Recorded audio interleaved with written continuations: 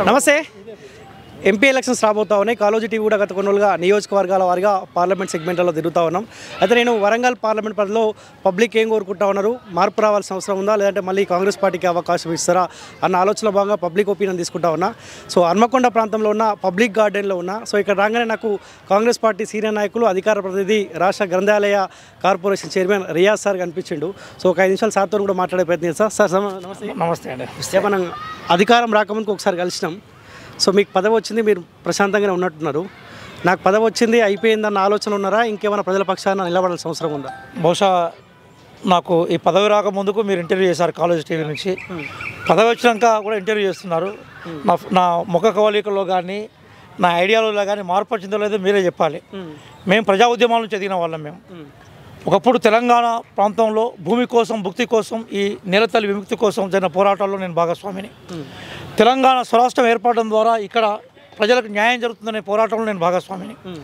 అదే క్రమంలో ఏ ఆశలు ఆకాంక్షలతోటి టీఆర్ఎస్ ఎలియాస్ బీఆర్ఎస్ ఏర్పడిందో అది ప్రజల ఆశలను ఆకాంక్షల్ని, ప్రధానంగా నిరుద్యోగుల ఆశలు ఆకాంక్షల మీద నీళ్లు జల్లినప్పుడు, తెలంగాణ స్ఫూర్తికి వ్యతిరేకంగా పనిచేసినప్పుడు కాంగ్రెస్ పార్టీ ద్వారా మాత్రమే మార్పు సాధ్యమనే విషయంతో మళ్ళీ కాంగ్రెస్ పార్టీలో చేరి పోరాటాలు చేసి కాంగ్రెస్ పార్టీని అధికారంలో తీసుకొచ్చిన ఉద్యమకారులు నేను ఒకరిని. కాబట్టి ఉద్యమం తెలంగాణ స్ఫూర్తి నాకు ఇచ్చింది. ఆ ఉద్యమం ఈ రోజైనా, రేపైనా, భవిష్యత్తులో అయినా దాన్ని కొనసాగిస్తాను. సో మార్పు కోసం అందరూ ఏకమైతే మార్పు వచ్చింది. తెలంగాణ రాష్ట్రం కోసం ఎట్లయితే అందరూ ఏకమయ్యారో మొన్న మార్పు కోసం కూడా అందరూ ఏకమైనారు.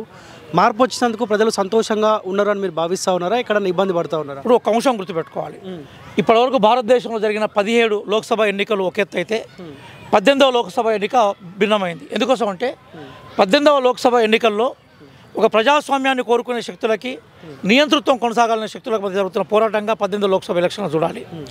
అట్లాగే రాజ్యాంగాన్ని రక్షించుకునే శక్తులకి రాజ్యాంగాన్ని విధ్వంసం చేసి, రాజ్యాంగ సంస్థలు నిర్వీర్యం చేసి, అవి ప్రజాస్వామ్యానికి విఘాతం కలిగజేసే కోణంలో వాటిని మోల్డ్ చేస్తున్న వ్యక్తులకు జరుగుతున్న పోరాటంగా చూసుకోవాలి. కాబట్టి 2018 లోక్సభ ఎన్నికలు మేము ఈ దేశంలో ప్రజాస్వామ్య రక్షణ కోసం, మేము ఈ దేశంలో బడుగు బలైన వర్గాల రక్షణ కోసం మేము చేస్తున్నాం. ఒకవైపు క్రోనీ క్యాపిటలిజం పేరు మీద మోడీ గారి గవర్నమెంటు, ఎన్డీఏ గవర్నమెంటు 10 సంవత్సరాల నుంచి అదానీ, అంబానీ, బీచ్ పే ప్రధాని రాజకీయాలను రేపింది. ఈరోజు మేమేమంటున్నాం అంటే రాజకీయాలు ఎప్పుడైనా కూడా పేద ప్రజల కోసం ఉండాలి. భారత రాజ్యాంగ లక్ష్యం ఏదైతే ఉందో అది సమసమాజ స్థాపన, ఆ దిశగా కొనసాగాలని మేము కోరుకుంటున్నాం. కాబట్టి ఈరోజు ప్రజాస్వామ్యాన్ని, పేద ప్రజలకు సంక్షేమాన్ని కోరుకునే కాంగ్రెస్ పార్టీ, ఇండియా కూటమి ఒకవైపు అయితే, నియంతృత్వాన్ని, ప్రజాస్వామ్యాన్ని విధ్వంసం చేసే మనకి ఎన్డీఏ కూటమి మరొక వైపు ఉంది. కాబట్టి ఖచ్చితంగా ఇండియా కూటమి గెలిపించాలని మేము కోరుకుంటున్నాం. తెలంగాణ విషయానికి వస్తే ఇంకా మాకు ఇంకూ తడి ఆరలేదు. లోక్సభ మనకి అసెంబ్లీ ఎలక్షన్స్ అయిపోయినాయి, లోక్సభ ఎలక్షన్స్ వచ్చాయి. అసెంబ్లీ ఎలక్షన్స్లో ఏ మార్పు కోసమైతే ప్రజలు కాంగ్రెస్ పార్టీ గెలిపించారో ఆ మార్పు దిశగా కాంగ్రెస్ పార్టీ ప్రయాణం చేస్తున్నది. మేము ఇంకా 100 రోజులు, 120 రోజులు కూడా పూర్తి కాలేదు, అంతలో లోక్సభ ఎన్నికలయ్యాయి. కానీ ప్రజలు అసెంబ్లీలో ఏవైతే తీర్పునిచ్చారో ఇప్పుడు లోక్సభలో కూడా ఆ తీర్పు మళ్ళీ నిర్వచితమవుతుందని మేము భావిస్తూ ఉన్నాం. కాబట్టి రాబోయే లోక్సభ ఎన్నికల్లో, అసెంబ్లీ ఎన్నికల్లో కాంగ్రెస్ పార్టీకి ఏ ఓటర్లు అయితే తీర్పు గెలిపించారో లోక్సభలో కూడా అదే ఓటర్లు ఇంకా పెద్ద సంఖ్యలో కాంగ్రెస్ పార్టీకి ఓటేసే అవకాశం ఉన్నట్టుగా మాకు కనిపిస్తుంది. చాలా నియోజకవర్గాలు తిరుగుతూ ఉన్నా, పబ్లిక్ ఇబ్బంది పడుతున్నట్టు, వ్యతిరేకత అయితే మీ పార్టీ మీద స్పష్టంగా అనిపిస్తూ ఉంది. మీకేమన్నా వ్యతిరేకత వచ్చింది మా పార్టీ పైన ఈ తక్కువ కాలంలో అన్న ఆలోచనకి ఏమైనా వచ్చిందా మీ పార్టీ? మనకు పర్స్పెక్టివ్ అనే ఒక పదం ఉంటుంది ఇంగ్లీష్లో, తెలుగులో దృక్పథం అంటాం. మనం చూసే కోణాన్ని బట్టి సమస్య కనిపిస్తూ ఉంటుంది. ప్రజలు చాలా ఆనందంగా ఉన్నారు. మొట్టమొదటిసారిగా బానిస సంఖ్యలో నుంచి విముక్తి పొందిన ఫీలింగ్ ఉంది. స్వేచ్ఛ వాయువులను వాళ్ళు ప్రజలు ప్రేమిస్తూ ఉన్నారు. ఒకప్పుడు అల్లపైనిగా, కళ్ళపైనిగా, ఆలోచనలపైనిగా, ఆశలపైనిగా, ఆకాంక్షలపైనిగా ఉండేది. ఫోన్ ట్యాపింగ్ లాంటి వ్యవస్థల్ని, పోలీస్ వ్యవస్థల్ని ఎక్కడ పడితే అక్కడ ప్రజలు తమ హక్కుల గురించి, తమ బాధ్యతల గురించి, ప్రజలు తమకేం కావాలో దాన్ని మాట్లాడే కోణం నుంచి దూరమైన వ్యవస్థ 10 సంవత్సరాలు. ఏ తెలంగాణ సమాజంలో ఏ నూతన రాజకీయ వారసత్వం కొనసాగుతుంది అనుకున్న 10 సంవత్సరాలు టీఆర్ఎస్ ఎలియాస్ బీఆర్ఎస్ దాన్ని ధ్వంసం చేసింది. ఇప్పుడు ప్రజలు స్వేచ్ఛగా వాళ్లకు ఏవైతే కావాలో అవి కోరుకుంటున్నారు. ఈరోజు కాంగ్రెస్ ప్రభుత్వం స్వేచ్ఛనిచ్చింది. రెండోది, ప్రజలకు కనీస అవసరాలు ఉన్నాయి.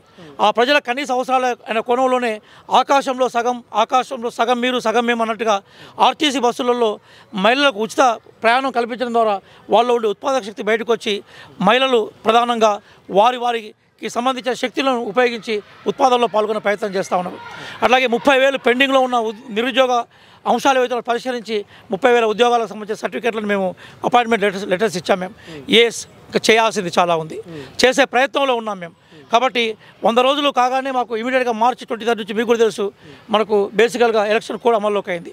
అట్లాగే మేము 2 లక్షల రూపాయలని రుణమాఫీని చేయడానికి మేము సిద్ధపడ్డాం. ఆగస్టు 15 లోపల చేస్తామని ముఖ్యమంత్రి గారు హామీ ఇచ్చారు. నిజంగా వాళ్ళు మాకు చేసిన ప్రచారం ఏంటంటే భూమిలో లంకె బిందెలు పాతామని ప్రచారం చేశారు. నిజంగా ఒక 10 పైసలు కూడా మిగిల్చలేదు. మొత్తం రాష్ట్రాన్ని అప్పుల కుప్పగా మార్చాం. యంగా అట్లా డైనమిక్గా ఉన్న ముఖ్యమంత్రి గారు, అట్లాగే ఆర్థిక విషయాల మీద విపరీతమైన నైపుణ్యం ఉన్న భట్టి విక్రమార్క గారు ఈరోజు కసరత్తు చేస్తూ ఉన్నారు. మిగతా మంత్రివర్గ సభ్యులు, ఎమ్మెల్యేలు, ఆర్థిక నిపుణులతోటి మేము అభిజిత్ సేన్ ముఖర్జీ లాంటి ఆర్థికవేత్తలతో మేము కన్సల్ట్లో ఉన్నాం. అట్లాగే అమర్త్య సేన్ లాంటి వాళ్ళు ఏ సంక్షేమ ఎకానమీని తీసుకొచ్చారో వాటి అధ్యయనం చేశాం. నేను మేనిఫెస్టో కమిటీ మెంబర్ని. ఆ నేపథ్యంలోనే కేంద్ర మేనిఫెస్టో కూడా ఈరోజు పకడ్బందీగా రూపొందించాం. దానికి సంబంధించిన వ్యాప్తి కమిటీలో కూడా నేను మెంబర్ని. మీరు విత్ ఇన్ షార్ట్ పీరియడ్లో రిజల్ట్ చూడబోతూ ఉన్నారు. ఆ రిజల్ట్కి సంబంధించిన పరిమాణాలు వెదజల్లబడుతూ ఉన్నాయి. అయితే ఈరోజు ఏ యూట్యూబ్ ఛానల్ను విమర్శించారో, ఏ యూట్యూబ్ ఛానల్ మనం ఓడిగొట్టాయని వాళ్ళని పగబట్టారో అదే టీఆర్ఎస్, అదే బీఆర్ఎస్ మళ్ళీ కొంత విష ప్రచారం చేసే క్రమంలో అక్కడక్కడ కొన్ని విషయాలను వెదజల్లే ప్రయత్నం చేస్తూ ఉన్నది. కానీ ప్రజాస్వామ్యాన్ని మేము ప్రేమించిన రోజు ప్రజలు మాతో ఉంటారు, ప్రజల హక్కులను గౌరవించిన రోజు ప్రజలు మాతో ఉంటారు. అదే విశ్వాసంతో గౌరవ ముఖ్యమంత్రి రేవంత్ రెడ్డి గారి నాయకత్వంలో మేము కొనసాగుతూ ఉన్నాం. సార్, నేను చాలా మందితో మాట్లాడుతూ ఉన్నా, పార్టీలతో సంబంధం లేని పేద ప్రజలతో మాట్లాడుతూ ఉంటే మొన్న అసెంబ్లీ ఎలక్షన్లో నాకు ఒక నినాదం కనిపిస్తుంది, కేసీఆర్ పోతేనే మన బతుకులు బాగుపడతాయని చెప్పి. కానీ ఇప్పుడు 170 మంది దాదాపు మోదీ ఉండాలి, మోదీ ఉంటే దేశానికి రక్షణ అంటా ఉన్నారు. సో మీరేం చెప్తారు? ఒక్కటే అవసరం చెప్తున్నాను, మిమ్మల్ని సూటి కడుతున్నాను. నేను 10 సంవత్సరాల కాలంలో మోడీ గారి గవర్నమెంటు క్రోనీ క్యాపిటలిజం వైపు ఈ దేశాన్ని తీసుకెళ్ళిందా, పేదల వైపు తీసుకెళ్ళిందా? ఈరోజు ఈ దేశ సంపద గణాంకాలతో నేను ఒక సోషల్ సైన్స్ గోల్డ్ మెడలిస్ట్గా, సోషల్ సైన్స్ డాక్టర్గా చెప్తున్నాను. ఈ దేశంలో 44% సంపద 1% చేతుల్లోకి వెళ్ళిపోయింది. అది మోడీ గవర్నమెంట్ చేసిన నిర్వాహకం. నెహ్రూయన్ పాలసీ అవుతున్నాయో, నెహ్రూయన్ పబ్లిక్ సెక్టార్ని తీసుకొచ్చాడు. పబ్లిక్ సెక్టార్ని తీసుకొస్తే గవర్నమెంట్ రోడ్లు వేస్తుంది, గవర్నమెంట్ స్కూల్స్ పెడుతుంది, గవర్నమెంట్ హాస్పిటల్స్ కడుతుంది. నెహ్రూయన్ ఎకానమీ అనేది ఈ దేశంలో పేద ప్రజలకి ఊరట కల్పించే ఎకానమీ. కాబట్టి నెహ్రూయన్ ఎకానమీ ఉంది కాబట్టి మాలాంటి పల్లెటూరులో పుట్టిన వాళ్ళం కూడా మేము చదువుకొని, డాక్టరేట్ చదువుకొని ఈరోజు విదేశాలకు వెళ్ళి కూడా పాఠాలు చెప్పే పరిస్థితికి మేము ఎదిగాం. మేము అనేక మంది సైంటిస్టులను, డాక్టర్లు, ఇంజనీర్లను ఈ దేశం ప్రపంచానికి పరిచయం చేసింది. నెహ్రూయన్ ఎకానమీ ఉంది కాబట్టి ఈ దేశంలో గవర్నమెంట్ సెక్టర్ కొనసాగింది. నెహ్రూయన్ ఎకానమీ ఉంది కాబట్టి గవర్నమెంట్ సెక్టర్ ఉండడం వల్ల ఈ దేశంలో పేదలకి, అట్లాగే పేదల్లో ఉండే ప్రతిభావంతులకు అవకాశాలు ఉన్నాయి. 10 సంవత్సరాలు మోడీ గవర్నమెంట్ పూర్తిగా ధనవంతులకు అనుకూలమైన గవర్నమెంట్గా మార్చింది.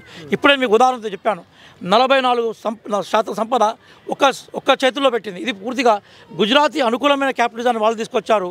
దేశంలో పేద పేదల ఎకానమీని తీసుకొచ్చాం. మిమ్మల్ని అడుగుతున్నాను, సూటిగా మిమ్మల్ని అడుగుతున్నాను. ఈరోజు మనకి ఈ దేశంలో పేదరికం మోడీ గవర్నమెంట్లో పెరిగింది కాబట్టి 81,50,00,000 మందికి రేషన్ని మరొక 5 సంవత్సరాలు మేము కంటిన్యూ చేస్తామని చెప్పారు. నిజంగా మీరు చెప్పినట్టుగా పేదల సంక్షేమం జరిగితే ఈరోజు 81,50,00,000 పేదలకు రేషన్ని కంటిన్యూ చేయాల్సిన అవసరం లేదు. ఇదే మోడీ గవర్నమెంట్ 3 కోట్ల ఇళ్లను మేము కడతామని చెప్పాం. నిజంగా ఈ దేశంలో పేదరికమే తగ్గితే 3 కోట్ల ఇళ్లను వాళ్ళు ప్రామిస్ చేసే అవకాశం లేదు. ఇదంతా కూడా డ్రామా. భారతదేశం ప్రజాస్వామ్యము సామాన్య ప్రజలకు ఉపయోగపడాలని the aim of Indian constitution is to establish socialist pattern of society. సమాజాన్ని స్థాపించడమే భారత రాజ్యాంగం యొక్క లక్ష్యం. ఆ లక్ష్యానికి భిన్నంగా మోడీ గవర్నమెంట్ ఉంది కాబట్టి మొన్న జరిగిన 102 స్థానాల ఎన్నికల్లో మోడీ దెబ్బతినిపోయినాడు. అందుకోసం ఆయన కావేశాలకు పోయి రాజ్యాంగాన్ని మర్చిపోయి, మానవ విలువలు మర్చిపోయి ఆయన ఒక వర్గాన్ని, కొంతమంది ప్రజలను టార్గెట్ చేస్తూ మాట్లాడుతున్నాడు. ఆయన మాటలే ఆయన ఓటమి రుజువు చేస్తున్నాయి. 2024లో జరుగుతున్న ఎన్నికలు ఖచ్చితంగా ఈ దేశంలో మార్పుకు రెడీగా ఉన్నాయి. ఆ మార్పు కాంగ్రెస్ పార్టీ ద్వారా సాధ్యమైందని ప్రజలు విశ్వసిస్తున్నారు. వరంగల్ పార్లమెంట్ కైవసం చేసుకుంటారా? 7 మంది మీ ఎమ్మెల్యేలు ఉన్నారు, ఏమైనా అటు ఇటు ఏమైనా అవుతుందా? సహజంగా ఎంపీ ఎలక్షన్స్ మేజర్గా ఎమ్మెల్యేల మీద ఆధారపడి ఉంటుంది. అంటే సహజంగా అంటే ఒక్కోసారి మార్పు కూడా భిన్నంగా కూడా ఉండొచ్చు. కానీ మెజారిటీ ఎమ్మెల్యేలు ఎక్కడైతే ఉంటారో వాళ్ళకు అనుకూలమైన తీర్పే వస్తుంది. ఈరోజు వరంగల్ పార్లమెంట్ పరిధిలో ఉండే 7 ఎమ్మెల్యేలు, అట్లాగే మహబూబాద్ పార్లమెంట్ పరిధిలో ఉన్న 7 ఎమ్మెల్యేలు, భద్రాచలం ఎమ్మెల్యే కూడా మాతో ఉన్నాడు. కాబట్టి పాత వరంగల్ జిల్లాలో ఉండే 2 పార్లమెంట్ సీట్లు, అంటే మహబూబ్ నగర్ పార్లమెంట్ సీటు కానీ వరంగల్ పార్లమెంట్ సీటు కానీ మేము గెలుచుకుంటాం. మంచి థంపింగ్ వేయాడుతో గెలుస్తామని నమ్మకం మాకుంది. తర్వాత పోటీ చేస్తున్న కడియం కావ్య గారు కూడా డాక్టరు, అట్లాగే కొంత సామాజిక అవగాహన మీద కొంత తను అభ్యాసం ఉన్న వ్యక్తి. కాబట్టి డెఫినెట్గా ప్రజలు మార్పు కోరుకుంటున్నారు కాబట్టి కావ్య గారిని గెలిపిస్తారని మేము ఆశిస్తున్నాం. మీ పోటీ ఏ పార్టీతోటి? బీఆర్ఎస్ఆ, బీజేపీనా? అంటే మనకి బేసికల్గా మొత్తం తెలంగాణలో కొన్ని చోట్ల కాంగ్రెస్ వర్సెస్ బీఆర్ఎస్ ఉంది, ఆనెస్ట్గా చెప్తున్నాను. కొన్ని చోట్ల కాంగ్రెస్ వర్సెస్ బీజేపీ ఉంది. కానీ అన్ని చోట్ల కాంగ్రెస్ ఉంది. మాకు కాంగ్రెస్ వర్సెస్ బీఆర్ఎస్ ఉన్నా కూడా కాంగ్రెస్ చాలా హెడ్ ఉంది, బీఆర్ఎస్ చాలా వెనుకబడి ఉంది. కాంగ్రెస్ వర్సెస్ బీజేపీ ఉన్న కాంగ్రెస్ చాలా హెడ్ ఉంది, బీజేపీ వెనుక ఉంది. కాబట్టి మేమేమనుకుంటున్నాం అంటే కాంగ్రెస్ పార్టీ పెద్దగా మిగతా వాళ్ళని పెద్దగా పోటీగాలోకి తీసుకునే అవకాశం లేదు. చాలా కంపింగ్ మెజార్టీతో మేము గెలవబోతున్నాం. గత పాలకుడు కేసీఆర్ కావచ్చు, కేటీఆర్ కావచ్చు, హైదరాబాద్ తర్వాత రెండో అతిపెద్ద నగరం ఈ వరంగల్ అని చెప్పుకుంటున్నారు, మాటలకే పరిమితమైనారు. కాంగ్రెస్ పార్టీ ఈ వరంగల్ ఇంకేమైనా ముందుకు తీసుకెళ్తుందా, లేకపోతే మీరు కూడా ఆ మాటకే పరిమితమవుతారు? సార్ మంచి ప్రశ్న అడిగారు. నేను జాతీయ మేనిఫెస్టో వ్యాప్తి కమిటీ మెంబర్ని, అట్లాగే రాష్ట్ర మేనిఫెస్టో వ్యాప్తి కమిటీ మెంబర్ని కూడా. చాలా స్పష్టంగా నేను వరంగల్ వాసిగా, నేను ఇక్కడ ఓటర్ను, హనుమకొండ ఓటర్ను. నేను వరంగల్కి ఏం కావాలి అంటే మేము ఏమనుకున్నాం అంటే బాంబే టు పూనా ఇండస్ట్రియల్ క్యారిడార్గా డెవలప్ అయింది, అట్లాగే నోయిడా టు ఢిల్లీ ఇండస్ట్రియల్ క్యారిడార్గా డెవలప్ అయింది, అట్లాగే హైదరాబాద్ టు వరంగల్ ఎందుకంటే మంచి రహదారి ఉంది, అట్లాగే మనం ఇండస్ట్రీస్ పెట్టడానికి సంబంధించిన భూములు ఉన్నాయి, అట్లాగే ఇక్కడ నల్లరేగ నేలలు ఉన్నాయి, మనకు కాటన్ ఇండస్ట్రీస్ ఒకప్పుడు మన ఆజాన్జాయి మిల్లు ఉండేది, అట్లాంటి ఇండస్ట్రీస్ పెట్టే స్కోప్ కూడా ఇక్కడ ఉంది. కాబట్టి వరంగల్ హైదరాబాద్ మధ్య ఇండస్ట్రియల్ క్యారిడార్ రావాలని మేము కోరుకుంటున్నాం. అట్లాగే మల్లంపల్లి ములుగు ప్రాంతంలో ఎర్రమట్టి ఉన్నది, ఆ ఎర్రమట్టి నుంచి ఐరన్కి సంబంధించిన పంటలు ఏవైతున్నాయో పండించే అవకాశం ఉంటుంది. దాన్ని ఆ లెవెల్లో డెవలప్ చేసే ప్రయత్నం చేస్తాం. బయ్యారం స్టీల్ ఫ్యాక్టరీకి సంబంధించి ఎక్సైజ్ కూడా మేము చేస్తూ ఉన్నాం. అట్లాగే మనం కొన్ని స్కిల్ యూనివర్సిటీ మీద కాంగ్రెస్ పార్టీ ఈరోజు ఎక్సైజ్ చేస్తుంది. అంటే ఈరోజు చాలామంది యువకులు చదువుకున్నారు, గవర్నమెంట్ ఉపాధి అందరికీ కల్పించే ప్రయత్నం, ఖాళీలు నింపాలి, అదే సందర్భంలో బ్రతకడానికి కావాల్సిన స్కిల్స్ ఇవ్వాలి. ఒక స్కిల్ యూనివర్సిటీ కూడా వరంగల్ కేంద్రంగా ఉంటే బాగుంటుందని మేము అభిప్రాయపడ్డాం. ఇవన్నీ దుద్దిల శ్రీధర్ బాబు గారు అధ్యక్షతన ఏ మేనిఫెస్టో కమిటీ ఏర్పడిందో అందులో స్వయంగా నేను రాశాను వాటిని. కాబట్టి రాబోయే 5 ఏళ్ల కాలంలో కేంద్రంలో ఇండియా అధికారంలోకి వస్తే వీటిని నెరవేర్చడం మాకు ఇంకా చాలా సులభంగా ఉంటుంది. విభజన చట్టంలో కూడా కొన్ని హామీలు ప్రత్యేకంగా చెప్పబడ్డాయి. వాటన్నిటిని రాబోయే కాలంలో కాంగ్రెస్ పార్టీ తప్పనిసరిగా ప్రజలకు చేరువలో తీసుకొచ్చే ప్రయత్నం చేస్తుంది sir. Thank you so much sir. Thank you అండి. Thank you. సో ఇది కాంగ్రెస్ పార్టీ సీనియర్ నాయకులు డాక్టర్ రియాజ్ గారితో స్పెషల్ ఇంటర్వ్యూ చూసుకోండి college TV. Thank you so much.